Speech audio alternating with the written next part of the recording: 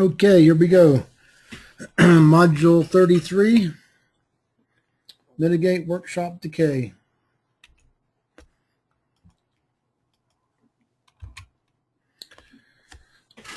So we spent a lot of time learning these 8 behaviors. Here's the fact of the matter. No matter what you learn once, it will fade. For example, we forget 90% of what we learn in a university class within 30 days. So there it goes, fading away. You've got to reinforce it. And here's a notional reinforcement piece. The good news is we've got an easy way to reinforce the 8 behaviors using assessments that 15 minutes online, hour or so to process. This is a notional curve. Actually, they make this much faster. I've changed the scale so it matches our purposes a little better. Should come out of the workshop, I'd recommend you do a TDA and an IDA within a few months and then keep doing this. And this is what you'll do by reassessing. It's notional, but that's pretty much how I think it works.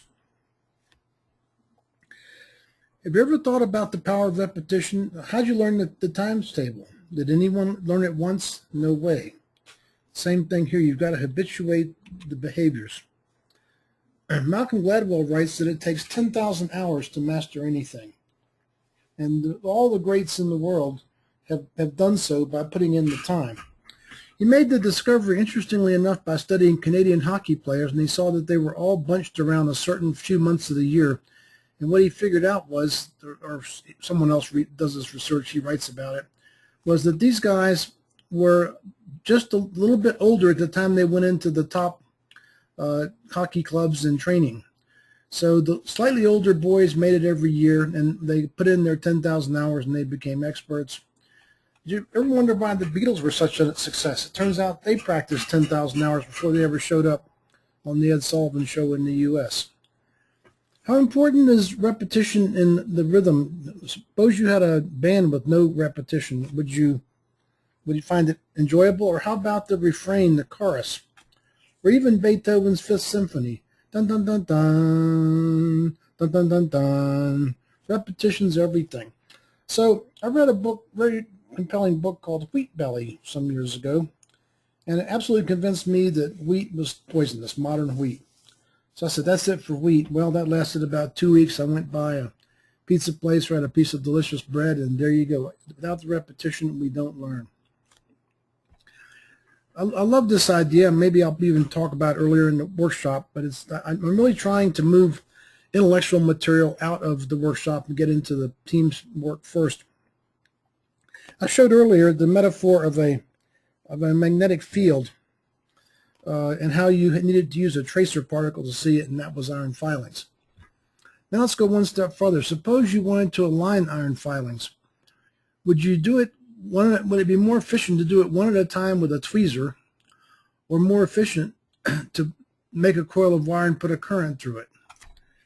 I think the way you develop people is surely obvious.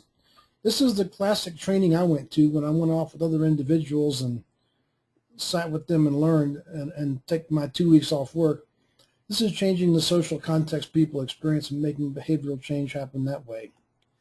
Just want to be clear, a team in our worldview is a little different. It's a group of people under a leader's influence interacting sufficiently to develop common behavioral norms. And so there's no requirement to be doing a common task. For example, a doctor's office staff is a team. They usually mimic the behaviors of the doctor. And so if you go to a doctor in the U.S., you'll see a receptionist first, and you'll sit down, then someone might come and do your blood pressure, then someone else might come and take you back in the back and get you ready for the doctor. You might see a physician's assistant, then you might see the physician, and then you see the receptionist on the way out, then you might go see their druggist.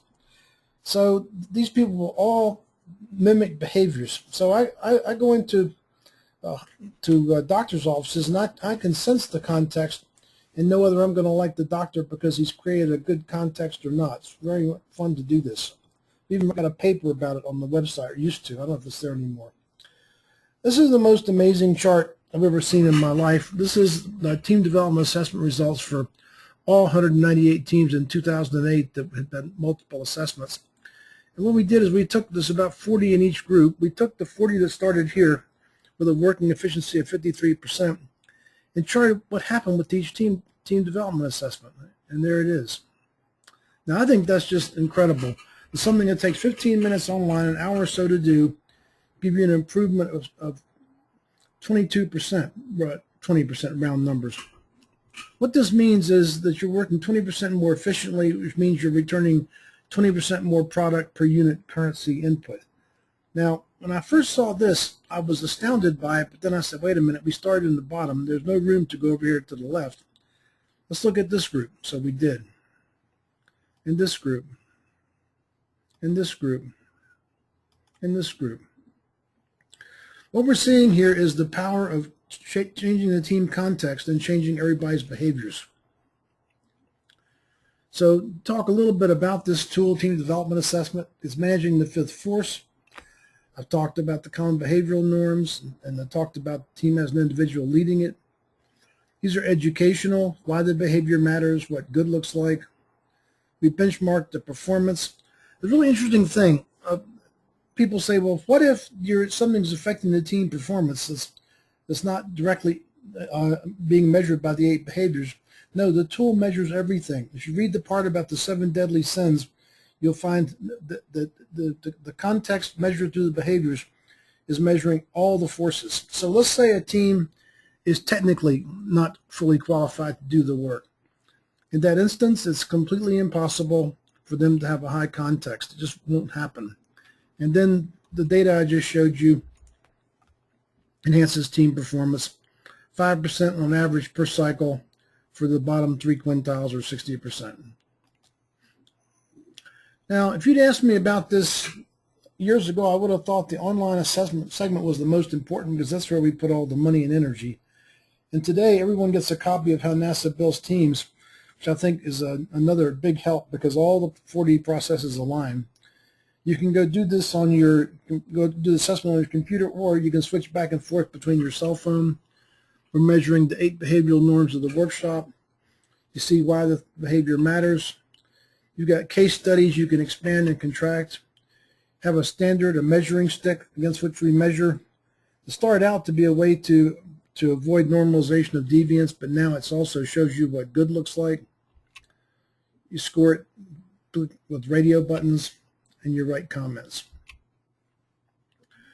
Then we changed our process 7, 8, 10 years ago when we realized that team leaders were the key to all this. We wondered why some teams did better than others. And so we briefed team leaders, they briefed the teams. I'm not going to take a lot of time with this, but this is sort of sample team data. This is what you can expect. Here's a team that started here, went here, here, here. If they're committed to doing this, it'll work. And this is the way the individuals on the team see it. And you see, here's most of them see it over here. And there's one out of family person here. You probably ought to go work with them. And then you can see the 8 behaviors. Here they are today, and here they are at the last assessment. And so what's really important is that you take action. And this is, I think, maybe another primary distinguishing feature of our assessments from everybody else's. We are using this to direct action that teams take within their context. So the first thing is, if you schedule your reassessment, that's very valuable. Then they ask the team to decide, do you want to go into a 3-day workshop or just want to do some reminder modules? You could look down here for weak behaviors to find which those would be. And then maybe the most important thing of all, you assign action items that are behavior specific. And there's an example. John Smith's going to develop and implement our appreciation enhancement system, due date, whatever. So I've talked about this before. I think it's really important. You can mix and match all of the processes. Here's how NASA builds teams, where it's currently published. It's got 5-star reviews on Amazon, 45 of them. The TDAs reinforce the same behaviors. Consultants do this. IDAs with coaching reinforce the same behavior. Workshops and workshop modules. So it really is a fully integrated system, and you can do any process that you want. This is kind of a fun, interesting thing. I noticed that managers and leaders, when they get new jobs, always make a speech about changing the culture, but they never can tell how they're going to do it and what they're going to change it from, what they're going to change it to.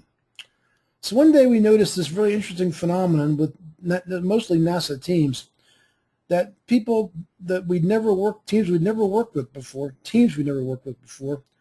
the scores were gradually marching upward. And these are the error bars. And by the way, we do a thing called a student t-test to verify the trend. It's accurate. That's what's going on. And at that time, we had engaged about 10% of NASA, a much higher proportion of the technical and project workforce. So I'm wondering what's going on here. And one thing I know is that correlation is not causality. So one explanation is that NASA is getting to be a better place to work. Well, I can tell you categorically that's not the case. This is the time period of shuttles being shut down, the moon programs being abandoned, so forth, so on. And so is there another test? And I remember being in a workshop at Marshall Space Flight Center in Alabama, and a guy jumped up in the middle of the workshop and said, I get it. And we all looked, and he said, you know, I've been working in this center for 22 years. And I went away for 18 months, and when I came back, and I've been back about 6 months, it was the first time I liked working here. You've been doing this work everywhere, haven't you? So I knew we had more people at Marshall than other centers. So we stripped those data out, plotted this, and there's the slope, 20%. So it's just fun. I don't take this completely seriously, this alignment of numbers, but 20% engagement gets you 20% improvement. 10% engagement gets you 10% improvement. How's this working? Well, we're changing the social context. We're changing the entire field, and it affects everybody. Takeaways: you must re-stimulate this learning. And it probably takes years, frankly, to change habits, because these behaviors are invaluable. And we'll go next to the brief workshop closure process. And thank you again for tuning in. Take care. Bye-bye.